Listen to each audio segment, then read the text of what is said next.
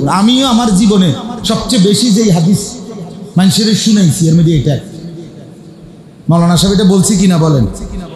আরে বলছি কিনা শেষের দিকে, তাহলে আমি যে শুনছি আইয়াটা বুঝতে বুঝি নাহলে আমি কেমনে বললাম উনি কইছে এটা, আমি আইসেই শুনছি উনি এটা বলতেছে যে নেক কাজ করলে যদি খুশি লাগে, গুনাহের কাজ করলে যদি কষ্ট লাগে, বুঝবে তুমি মোমেন। এর থেকে নিচে যদি নাইমা যাও যে দিলের কোনো অনুভূতি নাই, ঈমান নাই। 20 বছর ধরে আপনার ঘরে প্রতিদিন রঙিন টেলিভিশন চলে, আপনার বউ বাচ্চা স্ত্রী ছেলে মেয়ে নাচ গান নর্তকীর ছবি প্রতিদিন দেখতেছে। আজ 20টা বছর আরে ঢাকায় আমনে নিজে বিদ্যুৎ বিল দেন, এরপরে যা ডিশের বিল আমনে দিতেছেন আপনার টাকা দিয়া। এটা যে গুনাহ, এটা যে পাপ, এটা যে নাফরমানি। এই যে বউ বাচ্চা এই নর্তকীর নাচ জেনাবে বিচারের নাচ গান দেখে, এটা যে জাহান্নামে যাওয়ার কারণ, এটা কি কোনোদিন মনে পড়বে না? হ্যাঁ, কোনোদিন আর মনে পড়বে না?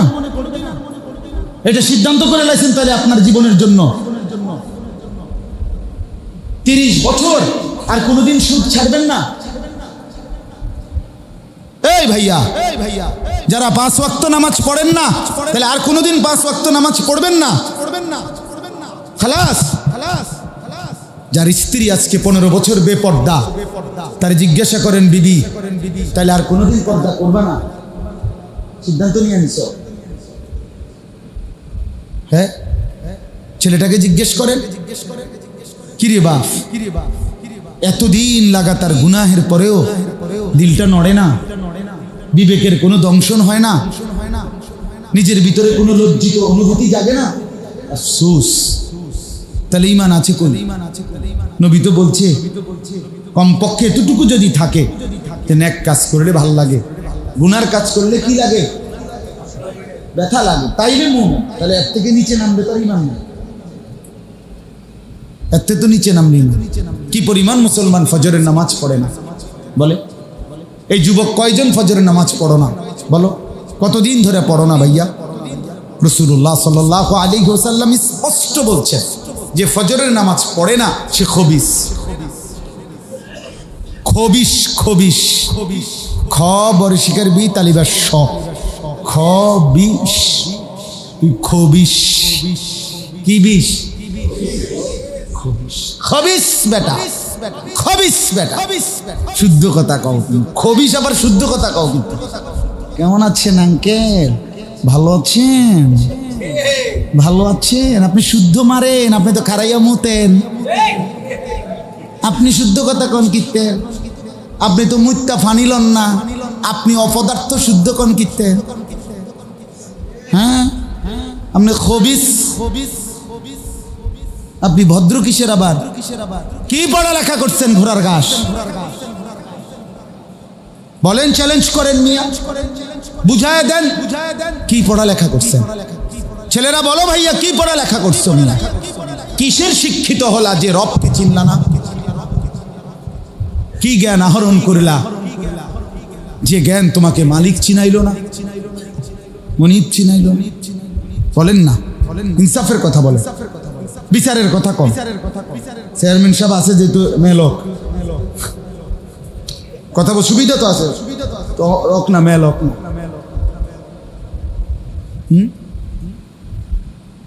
যে পেশাব করে পানি নেয় না, যার শরীরে প্যান্টে মুতের গন্ধ, তার চাইতে নিকৃষ্ট, অভদ্র, অসভ্য আর কেউ হইতে পারে? হুদা ফেস ওয়াশ দিলেই কি, পাউডার দিলেই কি, Fair and Lovely, Fair and লাভলির বালতির তোমারে সুবাইলে লাভ কি? তুমি তো নিকৃষ্ট রুচির মানুষ। ছি ছি ছি ছি ছি। 6 মাসের বাচ্চাও তো পেশাব করে দিলে শিক্ষেরা কান্না শুরু করে, তার মাকে ডাকে, কাইন্দা মা মুত্তা লাগছি, হাতেন বদলাও। আর এত বড় দামরা, এত বড় দামরা সারাদিনে 5-7 বার পেশাব করিয়া এতটি ফোটা পেশাবের প্যান্টের মধ্যে এত দুর্গন্ধ নিয়া তুই হাঁটো। 6 মাসের বাচ্চার রুচিও তো তোমার মধ্যে নাই। তুমি রুচির ওষুধ ট্যাবলেট খাও না, কমপক্ষে আপাতত ডাক্তার দেখাবার আগে আপনার ওই যে ভিটামিন সি যে ট্যাবলেটগুলা সকালে একটা রাতে একটা আপাতত খান, এরপর ডাক্তার দেখেন যে কমপক্ষে যেন কিছুটা রুচি আসে। তার তো কোনো রুচিই নাই। নাউযুবিল্লাহ, নাউযুবিল্লাহ। আল্লাহ নবী সাল্লাল্লাহু আলাইহি সাল্লাম বলছেন ফজরের নামাজ মুমিনের নামাজ। হ্যাঁ, সাহাবীরা বলতেন রাসূলুল্লাহ সাল্লাল্লাহু আলাইহি সাল্লামের জামানায়, নবীজির যুগে কে মুনাফিক কে মুমিন ফজরের নামাজের উপস্থিতি দেখে চিহ্নিত করা হতো। হ্যাঁ, ফজর ফজর কোন নামাজ? ফজরের নামাজ মুমিনের নামাজ। ইন্না কুরআনাল ফাজরি কানা মাশহুদা। রব্বুল আলামিন বলে ফজরের নামাজ বান্দা শুনে নাও, আমার মুমিন বান্দাও একত্রিত হয়, আমার কোটি কোটি ফেরেশতাও মসজিদে একত্রিত হয়। ফজরের নামাজ ইন্না কুরআনাল ফাজরি কানা মাশহুদা। কোরআনুল কারীমের মধ্যে আল্লাহ বলেন, যত নাফরমান অবাধ্য জাতিকে আমি আল্লাহ ইতিপূর্বে ধ্বংস করেছি, কওমে লূত, কওমে হুদ, কওমে সামুদ, কওমে সালেহ, যাদেরকে আমি ধ্বংস করেছি সমস্ত ধ্বংস হয়েছে ফজরের ওয়াক্তে। ফজরের ওয়াক্তে বেঈমান ধ্বংস হয়, ফজরের ওয়াক্তে ইমানদারের বিজয় হয়।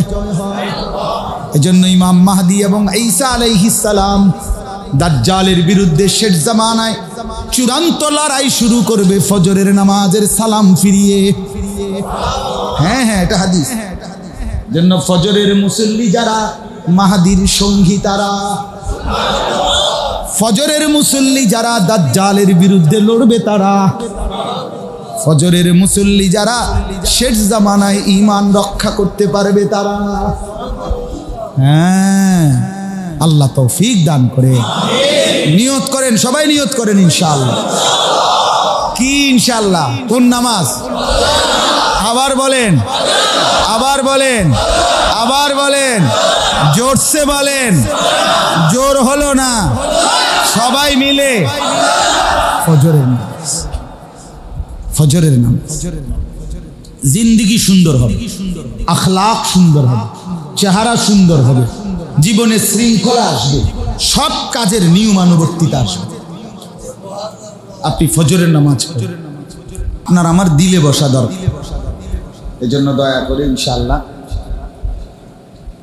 হাতে ধরে মোবাইল রেকর্ড করেন না, এটা বন্ধ করে নামায় রাখেন, এমনি শুনেন, চোখের দিকে তাকাইয়া শুনেন, ইনশাআল্লাহ বরকত হবে। 3 জিনিসে মানুষের পরিবর্তন হয়। বুজুর্গদের এটা অভিজ্ঞতা, ওলামাদের। 1 নাম্বার হলো এই চোখের দৃষ্টি। কোনো আলেম ওলামা আল্লাহওয়ালা ওনাদের এই নজর পড়লে কারো উপরে, তার জিন্দেগি পরিবর্তন হয়। দিন হোতা হ্যাঁ বুজুর্গোं की नजर से। 2 নাম্বার হাতের স্পর্শ দ্বারা পরিবর্তন হয়।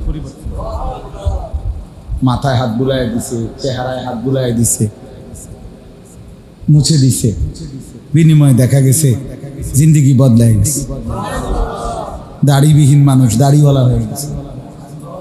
মানে দিলের মধ্যে একটা জিনিস লাগছে যে আরে হুজুরে আমার এইভাবে আদর করে দিল, যা ছেড়ে দিলাম, না ফরমান। এর দ্বারা অসংখ্য মানুষের পরিবর্তন হয়।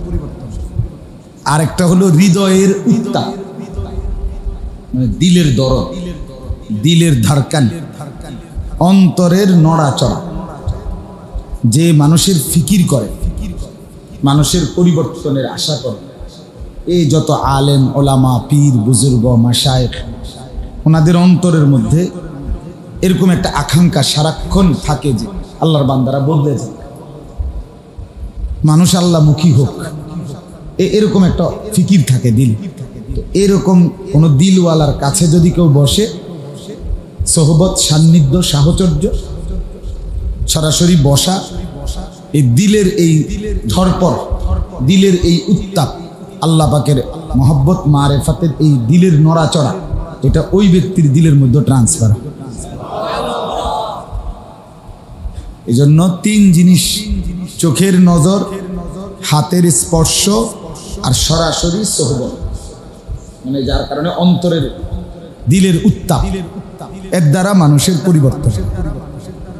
এই জন্য মাঝখান দিয়ে যদি আপনি আপনার বরাবর এই মোবাইলটা ধরে রাখেন আপনার হাতে, তাহলে আপনি আর আপনার হুজুর, তার থেকে আপনি একটা আলাদাভাবে বেড়া দিয়ে দিলেন, গ্যাপ করে দিলেন, তাইলে এতে দিলে ঢুকবেন। এই জন্য শুধু আজকের জন্য না, সব সময় এটা মনে রাখবেন। ওই ওরা যে স্ট্যান্ড লাগায় সেটা একটু ভিন্ন হয়, যে তারা তো স্ট্যান্ড লাগাইয়া বসে যায়, কিন্তু আপনি তো সারাক্ষণ এটার দিকে তাকায় থাকেন, এতে আপনার অন্তরে জমবে না। এই জন্য সব সময় যত বড় ওয়াইজই হোক আপনি শুনেন, আপনি বদলাইলে একটা জাতি বদলাবে, একটা ঘর বদলাবে। আপনার পরিবর্তনের দ্বারা, আপনার আহাজারি দ্বারা, আপনার হৃদয়ের উত্তাপের দ্বারা আল্লাহ তাআলার আরো বহু বান্দা বদলে যাবে। মোবাইলে 1 লক্ষ ওয়াজ আছে আপনার মোবাইলে, তো এতে তো কবরের আযাব মাফ। তো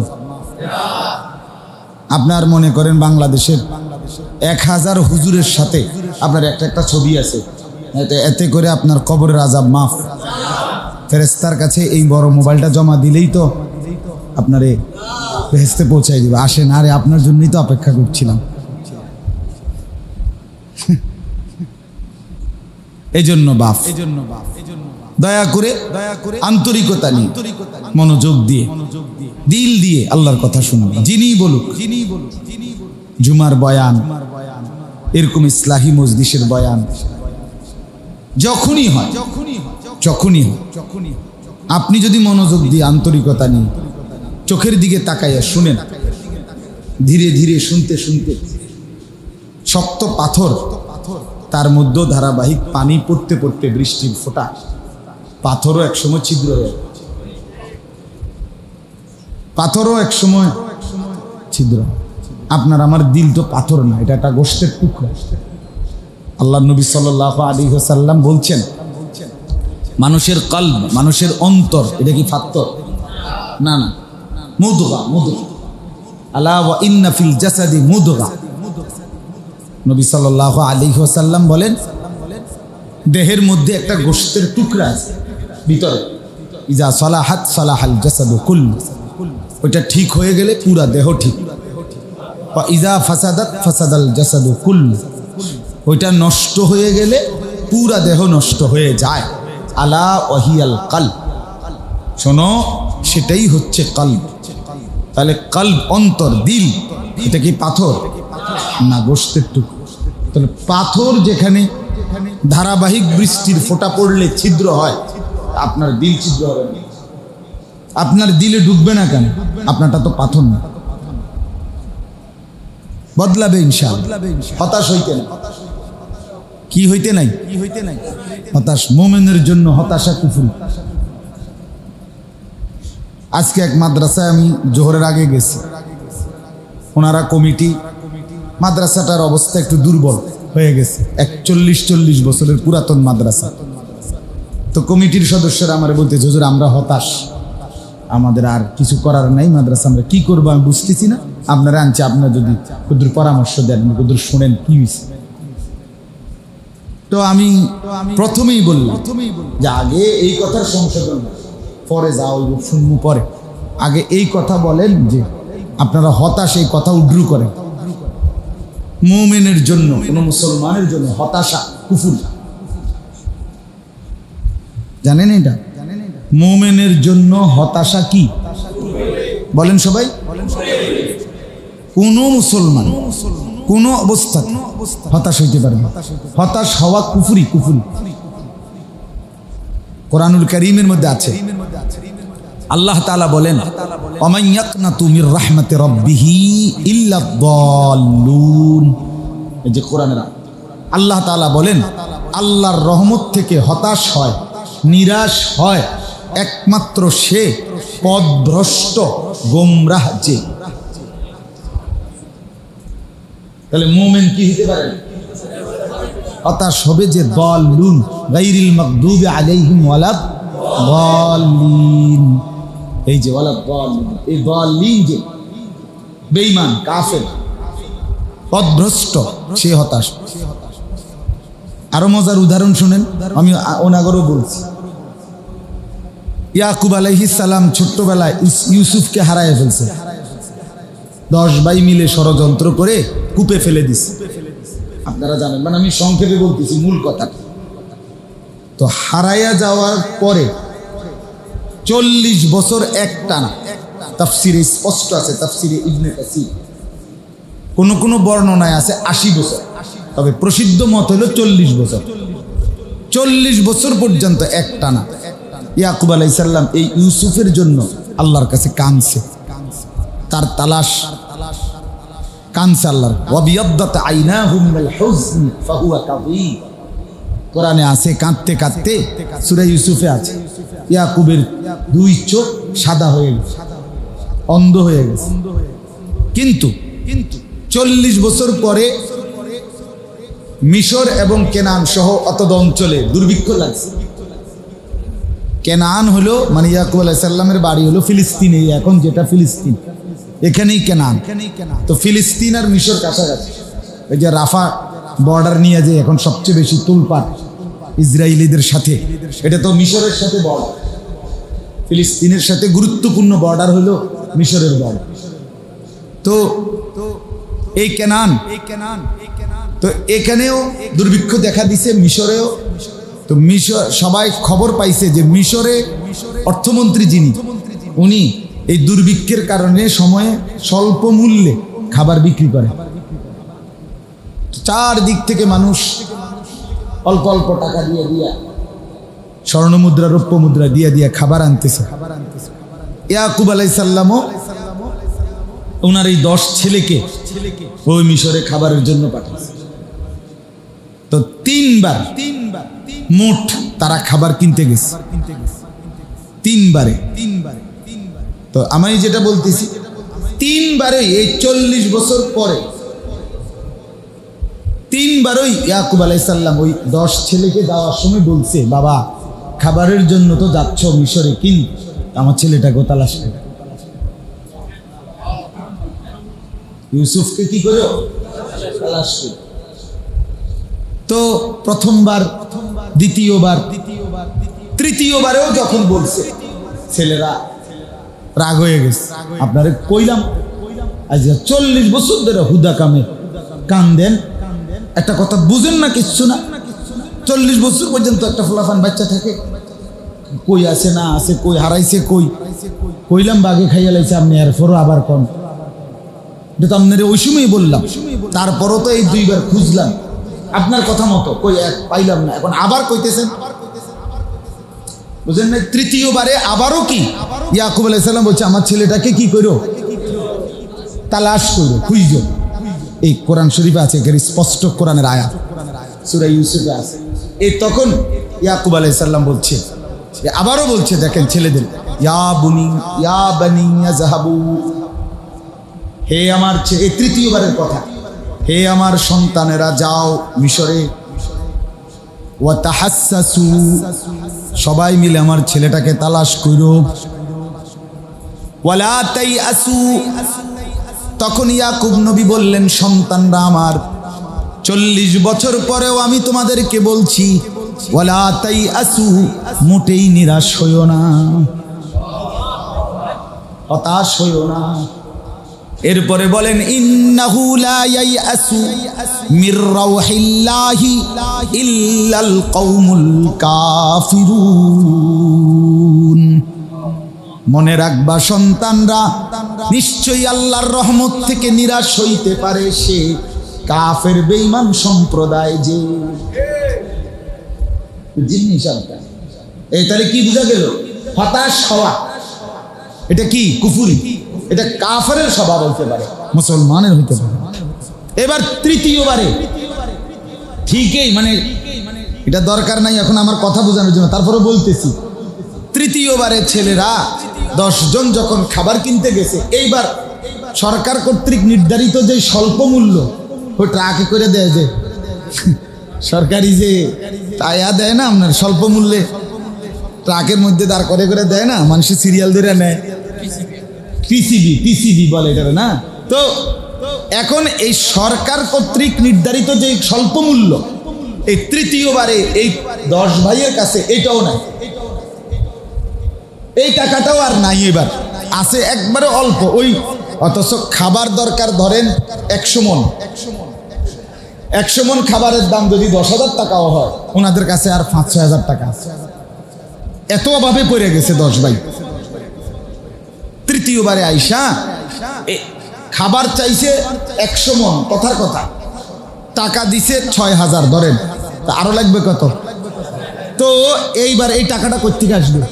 এই তৃতীয়বারে ওই ইউসুফ আলাইহিস সালামই তো অর্থমন্ত্রী, মূলত তো উনিই অর্থমন্ত্রী, হেরানা চিনছে না, কিন্তু ইউসুফ আলাইহিস সালাম তো প্রথমবারেই চিনছে যে আল্লাহর হুকুম না থাকার কারণে পরিচয় দিচ্ছে না। কিন্তু এই তৃতীয়বারে 10 ভাই বলল যে আপনি আমাদেরকে এইটুকু মূল্য দিয়েই আমাদের যে পূর্ণ চাহিদা 100 মণ ওইটাই আমাদেরকে দেন, আর টাকা এটুকুই নেন, তো বাকি মূল্য কোত্থেকে আসবে? তো 10 ভাই একসাথে বলে উঠছে ওয়া তাসাদ্দাক আলাইনা, বাকিটা ভিক্ষা দেন, সাদাকা, বাকিটা কি? ওয়া তাসাদ্দাক আলাইনা ফাআউফি লানাল কাইলা ওয়া তাসাদ্দাক আলাইনা, আমাদের চাহিদা পূর্ণ করেই দেন, তবে মূল্যটা আমাদেরকে বাকিটা সাদাকা দেন, ভিক্ষা দেন, ভিক্ষা। আমার কাছে মনে হয়েছে আর কি আর শাজিম যেন নড়ে উঠছে। আল্লাহ তাআলা বলছে এই পৃথিবীবাসী দেখো না, ঘটনাটা দেখো, এরা সেই 10 ভাই গত কিছুদিন আগে যারা এই একজনকে নিচে ডুবাই লাইছিল, আর আমি সেই আল্লাহ যেই আল্লাহ আজকে একজনকে উঠাইছি 10 জনকে ডুবাই লাইছি। এরা সেই, এরা এখন একজনের কাছে ভিক্ষা চায়, অথচ সেদিন তারা 10 ভাই মিলে এরে পানি ফেলাই দিয়েছে। ওয়া তাসাদ্দাক আলাইনা, তো তাফসীরের মধ্যে লিখছে ইউসুফ আলাইহিস সালাম যখন এই 10 ভাই এটা বলে ফেলছে আজকে আমাদেরকে সাদাকা দেন, আপনি আমাদেরকে ভিক্ষা দেন, তো ইউসুফ আলাইহিস সালাম আর চোখের পানি ধরে রাখতে পারেন, কষ্টে আর সহ্য করতে পারে না। তখনই ইউসুফ আলাইহিস সালাম পরিচয় দিয়ে বলে ফেলছে আর কি, কথা মানে এমন ভাবে বলছে ইউসুফ আলাইহিস সালাম 10 ভাইকে লক্ষ্য করে বলছে, ক্বালা হাল আলিমতুম মা ফাআলতুম বিইউসুফা ওয়া আখিহি ইদ আনতুম জাহিলুন। সূরা ইউসুফের আয়াত। ইউসুফ বললেন তোমাদের কি মনে পড়ে, হাল আলিমতুম তোমাদের কি মনে আছেনি, মা ফাআলতুম বিইউসুফা ওয়া আখিহি তোমাদের যে 2টা ভাই, একটা ভাই ইউসুফ আর তার সাথে তার আরেকটা ভাই ছিল আপন সৎ, তোমরা না সৎ ভাই, ইউসুফের তো আরেকজন ভাই আছে বিনিয়ামিন, এই 2 ভাইয়ের সাথে ইদ আনতুম জাহিলুন যখন তোমরা অবুঝ ছিলে কি করেছিলে, মনে কি পড়ে? এরা একটা লাভ দিয়ে উঠে আরে আরে আরে আরে ক্বালু আইন্নাকা লা আনতা ইউসুফ, 10 ভাই একসাথে বলে উঠছে তাহলে কি তুমি আমাদের সেই ভাই ইউসুফ নাকি? না তুমি এভাবে দাগ নম্বর খতিয়ান নম্বর সহ, আমরার বাড়ি কেনান, তোমার বাড়ি কি মিশর, আমরা হইলাম ফিলিস্তিনের, তুমি হইলে অ্যানকার, তুমি আমগো ভাই আবার হেবড়ার লগের ভাই, দুজনের নাম জানলা কেন না, তুমি নাকি ইউসুফ? ক্বালা আনা ইউসুফ ওয়া হাদা আখি, ইউসুফ আলাইহিস সালাম বললেন হ্যাঁ আমি সেই ইউসুফ, আর গত সফরে কৌশল করে যারে আটকায় রাখছিলাম সেই আমার ভাই বিনিয়ামিন। ওই দ্বিতীয়বারে একটা কৌশল কইরা, হ্যাঁ চুরির একটা কৌশল করাইয়া কি করে লাইছে, এই যারে আটকায় রাখছি সে আমার ভাই, ওয়া হাদা আখি, মানে বিনিয়ামিন তখন পাশে বসা ছিল। কাদ মান্নাল্লাহু আলাইনা, এরপরে ইউসুফ বললেন ভাইয়া শুনে নাও ভাই আমার আল্লাহ রব্বুল আলামিন বারবার আমার উপরে অনুগ্রহ করেছেন, তোমরা চেয়েছিলে ফেলে দিতে, আমার মালিক চেয়েছেন তুলে ধরতে, তোমরা চেয়েছিলে নামায় দিতে। জুলাইখা চেয়েছে ফাঁদে ফেলতে, আমার আল্লাহ চেয়েছেন সুপবিত্র উচ্চ মর্যাদা সম্পন্ন বানাইতে। এভাবে আমারে যতজন নিচে ফেলতে চাইছে, আমার মালিক ধরে ধরে আমার উপরে তুলে দিছে। কাদ মান্নাল্লাহু আলাইনা, আল্লাহ আমাদের উপরে বার দয়া করেছেন। এরপরে ইউসুফ 10 ভাইকে বললেন, ভাই শুনে নাও, কিয়ামত পর্যন্তের জন্য বলে দিচ্ছি, ইন্নাহু মাইয়াত্তাকি ওয়া ইয়াসবির ফাইন্নাল্লাহা লা ইউযীউ আজরাল মুহসিনিন। যুগে যুগে যে আল্লাহকে ভয় করে গুনাহ বর্জন করবে আর আল্লাহর জন্য সবর করবে, ধৈর্য ধরবে, আল্লাহ এমন নেককারের একটা কর্ম বিফলে যেতে দিবেন না। তাকওয়া এবং সবর, আল্লাহকে ভয় করে গুনাহ বর্জন করিলে আর আল্লাহর জন্য সবর করিলে আল্লাহ তাআলা তার প্রত্যেকটা কর্মে বিনিময় দিবে। সে হাসলেও নেকি, কাঁদলেও নেকি, হাঁটলেও নেকি, বসলেও নেকি, কথা বললেও নেকি, চুপ থাকলেও নেকি।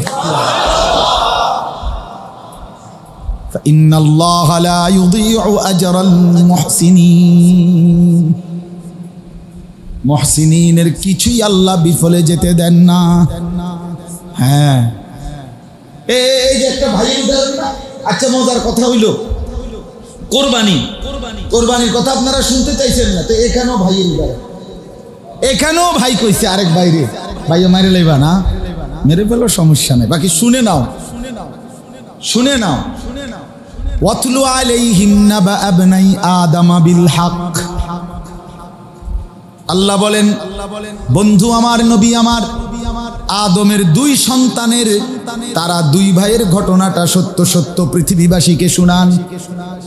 ঈদ কাররাবা কুরবানান, বোনের বিবাহকে কেন্দ্র করে আমি আল্লাহর হুকুমে যখন 2 ভাই আমি আল্লাহর জন্য কুরবানি করল, তখন আল্লাহ তাআলা বলেন, ঈদ কাররাবা কুরবানান ফাতুকুব্বিলা মিন আহাদিহিমা ওয়ালাম ইউতাকাব্বাল মিনাল আখার। একজনের কুরবানি কবুল হলো, আরেকজনের কুরবানি কবুল হলো না। ক্বালা লা আকতুলান্নাক, যে ভাইয়ের কুরবানি কবুল হয় নাই সে ওই ভাইকে বলল, আমি তোকে মেরেই ফেলবো, হত্যা করে ফেলবো, বিয়া আমি করবো, তোর মারলাম। এই পৃথিবীতে প্রথম নাফরমানি আল্লাহর জমিনের মধ্যে নারীকে নিয়ে। কাকে নিয়ে? মানুষের প্রথম নাফরমানি নারীকে নিয়ে। এজন্য নারীর ফান্দে যে পড়ছে, নারীর আসক্তিতে যে পড়ে গেছে, নারীর মধ্যে যার নেশা ঢুকছে, নারীকে নিয়ে যে ব্যস্ত হইছে, এই যুবকের দুনিয়াও শেষ, আখিরাতও শেষ। তোর শরীরও শেষ, যৌবনও শেষ, রাতও শেষ, হাতও শেষ, দেহও শেষ, যৌবনের ক্ষমতাও শেষ, আখিরাতও শেষ। আখিরাতও শেষ, কোনো সন্দেহ নেই। যে সন্তান, যেই যুবক সারা রাত উলঙ্গ ছবি দেখে, নর্তকীর নাচ দেখে, জিনা ব্যভিচারের দৃশ্য দেখে, যেখানেই নারী সেখানে পিছনে ঘোরে, ভিন কোনো মেয়ের সাথে প্রেমে পড়ে, নারী ছাড়া তার জীবনে স্বপ্ন সাধনা বলতে আর কিছু নাই। এই লক্ষ লক্ষ কিশোর তরুণের, যুবকের, ইয়াং উঠতি বয়সের ছেলেদের হাতে বড় মোবাইলের একটাই কারণ, নারী। 1 সপ্তাহ, চেয়ারম্যান সাহেব, 1 সপ্তাহ শুধু চ্যালেঞ্জ করলাম আমি, 1 সপ্তাহ যদি এই কথা সরকারি বা কোনোখানে বা আন্তর্জাতিকভাবে সিদ্ধান্ত হয় যে নারীর কোনো ছবি কোনোভাবেই মোবাইলে আসবে না, কোনোখান দিয়ে টিপলেই আইতো না, বইটির ছবি আইতো না, 1 সপ্তাহের ভিতরে হাজার হাজার বড় মোবাইল কটকুটিওয়ালায় কটকুটি করবে, সম্পাপড়ি খাইবে, সম্পাপড়ি মোবাইল দিয়ে কি খেবে? সম্পাপ, কটকুটি। অন্তর কটকুটি নাই মনে নাকি? আচ্ছা, আছে কিনা কইতারি না, অনেক দিন হইছে খাই না। ছোটবেলায় খাইছি, কটকুটি খাইছি। আবার ওই যে লাল লাল যে হাওয়াই মিঠাই, এটি যে দিলে যে নাই, এগুলো অনেক কিনা খাইছি। আমার মনে আছে একবারে আস্তা ভালো ওষুধের বোতল আব্বাই আনছে, সিরাপ বোতল, একেবারে নতুন ওষুধ সব রয়েছে এখনো, পানি আস্তে ফালাই দিয়া বোতল বেচালাইছি কটকটি লেগা, মানে কটকটি ওলা রে দিয়া। মায়ে জিজ্ঞাসা করছে ওষুধ খুঁজতে বুঝছে যেগুলো আমরা বেচালাইছি। তাইলে আমার বাপ তো নারীর আসক্তি, নারী দূষণীয় নয়, গুনাহ ভিন, নারীর আসক্তি দূষণীয়। নারী মানেই অপবিত্র না, কথা বলেন না কেন? নারী মানেই খারাপ না, নারী মানেই মন্দ কিছু না। নারী আল্লাহ তাআলার সৃষ্টি। কার সৃষ্টি? সে মন্দ হবে কেন? নারী যদি মা, সে তো আমার জান্নাত। নারী যদি মেয়ে, সে তো আমার জান্নাত। নারী যদি বোন, সে তো আমার জান্নাত। নারী যদি স্ত্রী, সে তো আমার চরিত্রের, আমার আখলাকের সবচেয়ে বড় সার্টিফিকেট। রাসূলুল্লাহ সাল্লাল্লাহু আলাইহি সাল্লাম বলেন, খায়রুকুম লিনিসাইকুম ওয়া আনা খায়রুন লিনিসাই। তোমাদের মধ্যে সর্বোত্তম পুরুষ, চরিত্রবান, উত্তম, যে তার স্ত্রীদের কাছে উত্তম। আমি মুহাম্মদ আমার স্ত্রীদের কাছে উত্তম। জিজ্ঞাসা করে দেখো, সাহাবীরা খুঁজে সবচেয়ে কম বয়সী স্ত্রী যিনি, স্বামী হলো 53 বছর বয়সের আর স্ত্রী হলো 9 বছর বয়সের বিশাল ব্যবধান। কাজে এবিডিরে ঠিক মতো হক আদায় করে মন খুশি রাখতে পারছি কিনা, এটা একটু কঠিন ব্যাপার, একটু কঠিন না? এজন্য আম্মা জান আয়েশা রাদিয়াল্লাহু তাআলা আনহাকে জিজ্ঞেস করছে, মানে ওনারে জিজ্ঞাসা চিন্তা করছে এই সবগুলো বিবির মধ্যে সবচেয়ে কম বয়সী বিবি হলো কে? আয়েশা। তার স্বামী হলো 53 বছরের নবী সাল্লাল্লাহু আলাইহি সাল্লাম, স্ত্রী হলো 9-10 বছরের। তো ওনাকে জিজ্ঞেস করছে, মা বলেন রাসূলুল্লাহ সাল্লাল্লাহু আলাইহি ওয়াসাল্লামের আখলাক কেমন? আম্মা জান আয়েশা রাদিয়াল্লাহু তাআলা আনহা বললেন, আমা ক্রাআতুল কুরআন, আরে তোমরা কি কোরআন পড়ো না? সাহাবীরা বললেন, হ্যাঁ পড়ি তো, কোরআন তো আমরা নিয়মিতই পড়ি। তো আম্মা জান আয়েশা বলেন, কানা খুলুকুহুল কোরআন, তার চরিত্রই তো কোরআন, তার চরিত্রই তো। সার্টিফিকেট দিছে, কড়া সার্টিফিকেট, ঠিক কি না? বলে একদম কড়া সার্টিফিকেট। তাহলে স্ত্রী নারী যদি হয় সে তো পবিত্র, কিন্তু নারী যদি হয় রাস্তার নারী, নারী যদি হয় মোবাইলের নর্তকী, নারী যদি হয় সিনেমার নর্তকী, নারী যদি হয় হারাম প্রেমিকা, হ্যাঁ, তো সে জাহান্নামের টুকরা, সে জাহান্নামের টুকরা। তো হাবিল তার ভাই কাবিলকে বলল, আমি যেটার জন্য বলছিলাম, যখন তাকে বলল মেরেই ফেলবো তোকে, তখন তিনি বললেন, ভাইয়া মারো আর না মারো, যাই করো সেটা কোনো বিষয় না, তবে একটা কথা শুধু জেনে নাও, পৃথিবীবাসীর জন্য বলে দেই, কিয়ামত পর্যন্তের জন্য বলে যাচ্ছি, ক্বালা ইন্নামা ইয়াতাকাব্বালুল্লাহু মিনাল মুত্তাকিন, নিশ্চয়ই আল্লাহ তাআলা কিয়ামত পর্যন্ত কুরবানি কবুল করবেন কার? মুত্তাকি, তাকওয়া থাকবে যার, আল্লাহকে ভয় করে গুনাহ ছেড়ে দিবে যে, আল্লাহকে ভয় করে যে গুনাহ ত্যাগ করবে, মনে রাখবা ভাইয়া, যুগে যুগে আল্লাহ তার কুরবানি কবুল করবেন। দেখেন দুই ভাইয়ের কথা মিলছিনি। ওইখানে ইউসুফ 10 ভাইকে বলছে, ভাই ইন্নাহু মাইয়াত্তাকি, যে তাকওয়া অবলম্বন করবে আল্লাহ তার কিছুই বিফলে যেতে দিবেন না। এখানে হাবিলও বলছে কাবিলকে, ভাই নিশ্চয়ই তাকওয়া থাকবে যার, কুরবানি কবুল হবে তার, তার কুরবানি। এজন্য বাপ আমার, ভাই আমার, বন্ধু আমার, এটা আমি বলতে চাচ্ছিলাম যে আমরা প্রত্যেকেই এই কথাটুকু উপলব্ধি করা উচিত। আমি যে কথার দ্বারা শুরু করছিলাম, যে আমরা যদি আন্তরিকতার সাথে, ইখলাসের সাথে, তাকওয়ার সাথে আল্লাহর কথা শুনি, ধীরে ধীরে এই বলতে বলতে, শুনতে শুনতে ইনশাআল্লাহ পরিবর্তন হবে। হতাশ হইতে নাই। যে কথার থেকে চলে গেছিলাম মনে আসেনি, যে মুমিন কি হইতে পারবে না? না, হইতো না হুজুর, এত বড় অজাত হইতো না। বড় সিদ্ধান্ত দিয়ে চাচার ফুতের ব্যাপারে কি দিয়ে দিছে, একবারে রেজুলেশন করে দিছে। হইতো না, কিতে হইতো না, আর মানুষ হইতো না, আর পড়ালেখা করতো। বহুত বুঝাইছি, কয়বার বুঝাইছেন চাচা? নাহলে 200 বার, নাহলে 2000 বার, নাহলে 20,000 বার। নূহ আলাইহিস সালাম যে বুঝাইছে 950 বছর। কথা বোঝেন নাই? জি, 950 বছর। ওয়ালাকাদ আরসালনা নূহান ইলা কওমিহি ফালাবিসা ফীহিম আলফা সানাতিন ইল্লা 50 আমা। আল্লাহ বলেন, নূহকে আমি পাঠিয়েছি তার জাতির কাছে, সে তাদের মধ্যে অবস্থান করেছে 1050 কম বছর, মানে 950 বছর। 950 বছর আর 950 টাকা এক কথা না। 950 টাকা মানে তো 50 টাকা কম, 1000 টাকা। কিন্তু 950 বছর মানে আপনার আমার বাপ দাদা 14 গোষ্ঠী কয়জনের হায়াত হিসাব করে বলেন। 950 বছর এক টানা নূহ নবী নিজ কওমকে বলে গেছে, কখনো রাতে কখনো দিনে, লাইলাম ওয়া নাহারা, রাতেও দিনেও কোরআনে আছে। নূহ নবী বলেন, আল্লাহ রাতেও বলেছি দিনেও বলেছি।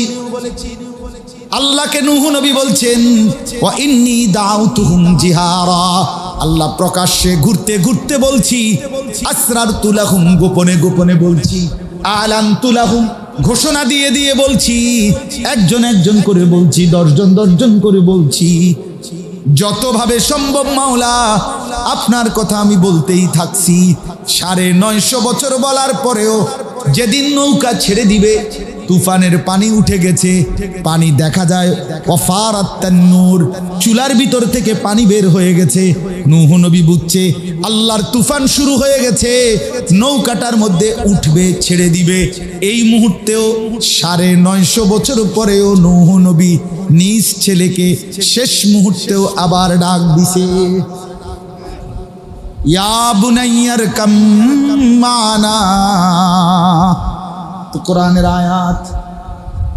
950 বছর পরেও নূহ নবী কেনান ছেলেটাকে বলছে, বাপ আয় না, ইয়া বুনাই, হে আমার প্রিয় সন্তান, ইরকাম মানা, আমাদের সাথে নৌকায় উঠে আসো, কালেমা পড়ো, ঈমান আনো, সন্তান আমার ভুল কইরো না। ছেলেটা বলছে, না আব্বা, উঠবো না, ঈমান আনবো না। সাআবি ইলা জাবালিন ইয়াসিমুনি মিনাল মা, কোরআনের আয়াত। ছেলে নাফরমান কেনান বলল, বাপ ওই যে উঁচা পাহাড় আছে, আমি তার উপরে গিয়ে আশ্রয় নেব, এত উপরে তোমার খোদার পানি যাবে না। ইয়াসিমুনি মিনাল মা, ওই উঁচা পাহাড় আমাকে তোমার খোদার পানি থেকে রক্ষা করবে। নূহ নবী এখনো রাগ করে নাই, এখনো হতাশ হয় নাই বাপ। আবারও বলছে, ক্বালা লা আসিমাল ইয়াউমা মিন আমরিল্লাহ, বলছে না বাপ, আমার মালিকের আযাব থেকে আজকে কেউ বাঁচাইতে পারবে না। পাহাড়ও না, নদীও না, গাছও না, না রে বাপ, আও না। এই এখানে আছে তাফসিরে। আহা, বাবা ছেলেটাকে এভাবে ধরে কেনান, নূহ নবী ছেলেটাকে ইমানের দিকে টানতেছে, ছেলেটা ছুটে যাচ্ছে কুফরের দিকে, বাপ টানে ইমানের দিকে, ছেলে চলে যায় কুফরের দিকে। এই টানাটানি করতেছে, বাবা আয় না, বাপ আয় না, নৌকায় আয়, আরে পানি চলে আসছে তো বাপ, ওঠ না। এর সাথে সাথে কোরআনে আছে, ওয়াহালা বাইনাহুমাল মাউজু ফাকানা মিনাল মুগরাকিন, আল্লাহ বলেন আমি একটা শক্ত ঢেউ দিয়া একটা ধাক্কা দিলাম, এক ধাক্কায় বাপ আর পুত ছুটে গেছে, ছেলেটা ডুবে গেছে। ছেলেটা ফাকানা মিনাল মুগরাকিন, ছেলেটা ডুবে যাচ্ছে। নূহ নবী শেষবারের মতো ছেলেটার দিকে তাকায়া দেখলেন, ছেলেটা পানির মধ্যে হাবুডুবু খাচ্ছে, আর ধরতে পারছে না, আর ডাইকা লাভ নাই, ছেলেকে আর ফিরাইবার সুযোগ নাই। কিন্তু খোদার কসম বাপ, নূহ নবী কেমন বাপ দেখো বাপ, এই মুহূর্তেও তিনি হাল ছাড়ে নাই। এবার যখন বুঝছে ছেলেকে আর ধরতে পারবে না, এবার সরাসরি 2 হাত আসমানের দিকে উঠাইছে। ইন্না ইবনি মিন আহলি। এবার আল্লাহকে বলছে, আল্লাহ ডুবে যাচ্ছে যেইটা, এটা আমার ছেলে, দেখেন না আর কিছু করা যায় কিনা মাওলা, ও যে আমার ছেলে। ইন্না ইবনি মিন আহলি ওয়া ইন্না ওয়াদাকাল হক ওয়া আনতা আহকামুল হাকিমিন। আপনার ওয়াদাই সত্য মাওলা, আপনি সবচেয়ে উত্তম বিচারক, আপনি যেটা ফয়সালা দিবেন সেটাই আমি মানি, বাকি আমি যে বাপ। আরেকবার বললাম, দেখেন না কিছু করা যায় কিনা, বাকি আমি যেটাই ফয়সালা হোক, ডুবে যাক আর বেঁচে যাক আমি মানি, কারণ আমি জানি আপনি আহকামুল হাকিমিন। قال يا نوح إنه ليس من أهلك إنه عمل غير صالح। নূহ আলাইহিস সালামকে আল্লাহ ডাক দিয়ে এবার বললেন, নূহ সাবধান, আর একবারও বলবা না ইন্নাহু লাইসা মিন আহলিক, এমন শক্ত বেঈমান তোমার সন্তান হইতে পারে না। ইন্নাহু আমালুন গায়রু সালিহ, এটা তো সম্পূর্ণ বেআমল সন্তান, যার কোনো নেক আমল বলতে নাই। ফালা তাসআলনি, আর কিছু আমার কাছে চেয়েও না। এ তখন তাফসিরে আছে নূহ নবী শেষ খাতনামা মালিক কি করে দিছে, ফিরাই দিছে। ফালা তাসআলনি, আর কিছু চেয়েও না, হবে না, আর আমি দেব না ফিরাইয়া। আমার বাপ এই জন্য হতাশ না হই, হতাশ হবেন না, বলতে হবে বারবার। আমি তো বলি এমন চমৎকার মসজিদ, মাশাআল্লাহ, দিল তো জুড়ায় গেল। এই মসজিদে নিয়মিত ইসলাহি মজলিস হওয়া দরকার। নওজোয়ান আপনারা দায়িত্ব নেন, মহল্লার নওজোয়ান ছেলেরা, তোমরা ভাইয়া তোমরা উদ্যোগ নাও। ইমাম সাহেবকে উৎসাহ, মাশাআল্লাহ, আমি 10 মিনিট হবে ইমাম সাহেবের বয়ান, একেবারে বেতাকাল্লুফ, কোন রকম এমনি বলছি। আমি ওইখানেই জিজ্ঞেস করছি ওনারে যে কে বয়ান করতেছে, চমৎকার কথা বলছেন, যে কদ্দুর কথা বলছেন আমি আইসা শুনছি, অনেক সুন্দর কথা বলছেন, অনেক সুন্দর, অনেক সুন্দর, অনেক সুন্দর। আপনি বলেন, আপনি বলেন, মানুষ কম হোক, আপনি বলেন। জনপ্রিয়তা ধোকা, জনপ্রিয় বক্তা আইলে লোক হবে, জনপ্রিয় বক্তা না আসলে লোক হবে না। লোক দিয়ে কেমনে ঘাস কাটবেন না, কথা বোঝেন নাই আপনি? জনপ্রিয়তা ধোকা। প্রধান বক্তা, বিশেষ বক্তা, সাংঘাতিক বক্তা, মারাত্মক বক্তা, সিরিয়াস বক্তা, ধোকা ধোকা ধোকা ধোকা ধোকা, সব ধোকা। ফজরের পরে বলুক, আর জোহরের পরে, আসরের পরে, মাগরিবের পরে, এশার পরে, 1 মিনিট, 10 মিনিট, 1000 মিনিট, যিনি বলেন আল্লাহর কথা তিনি আহসান, তিনি দামি। ওমান আহসানু কওলাম মিম্মান দাআ ইলাল্লাহ, আল্লাহ বলে তার চাইতে উত্তম কার কথা যে আমি আল্লাহর দিকে মানুষকে ডাকে। তা আল্লাহ তো এখানে সবাইকে বলছে আহসান, সবাই প্রধান বক্তা, আবার বিশেষ বক্তা কি? হ্যাঁ, সব আখিরাতের ফেরিওয়ালা, সবাই কি আখিরাতের ফেরিওয়ালা। নিজ মসজিদের ইমাম সাহেবকে কদর করে। মাওলানা সুন্দর বলছেন, ইদা সাররাতকা হাসানাতুকা ওয়া সাআতকা সাইয়্যাতুকা ফাআনতা মুমিন। নবী সাল্লাল্লাহু আলাইহি সাল্লাম সাহাবীকে হাতে ধরে বুঝায় দিয়েছে, শোনো, নেক কাজ করলে যদি তোমার দিল খুশি হয়, গুনাহ এবং মন্দ কাজ করলে যদি কলিজার মধ্যে ব্যথা লাগে, আহা কি করলাম, আহা জামাত ছুটে গেল, আহা ফজর ছুটে গেল, এই গুনার কাজ করার পরে যদি কষ্ট লাগে, নেক কাজ করলে যদি ভালো লাগে, ধরে নাও এখন তুমি মুমিন। যদি এর থেকে নিচে নেন না যায়, এর থেকে নিচে, তো আল্লাহ রাসূল বলছে ধরে নাও ঈমান আর নাই। 30 বছর সুদের লেনদেন করো, কোনো নড়াচড়া নাই, বিবেকের কোনো দংশন নাই, চেহারার মধ্যে কোনো লজ্জিত অনুভূতি নাই। আরে বেটা, তোর ঈমান আছে কিনা খোঁজ নে বেটা। এই নাফরমান, খোঁজ নে বেটা। খোদার 365 দিন, এক বছরে নাফরমান, কোনো দিন ফজরের নামাজ পড়লা না, একদিন না, 2 দিন না, একটা বছর টানা কোনো দিন ফজরের নামাজ পড়ো না। তোমার চেহারায় কোনো লজ্জার কোনো অনুভূতিও নাই, বিব্রত কোনো ভাব নাই। ঈমান আছে কিনা আরেকবার জিজ্ঞাসা করো ইমাম সাহেব। কলিজার কোনো দংশন থাকবে না, বিবেকের কোনো দংশন থাকবে না। আরে কয় কি? এই বাপ বলেন না, এই ছেলেরা বলো না ভাইয়া, বলো। 1 বছর কোনোদিন ফজরের নামাজ পড়লা না, কোনোদিন মনে পড়লো না রবের কথা? হায়, আর কোনোদিন তাইলে ভোরবেলায় তোমার মালিককে সেজদা দিবে না?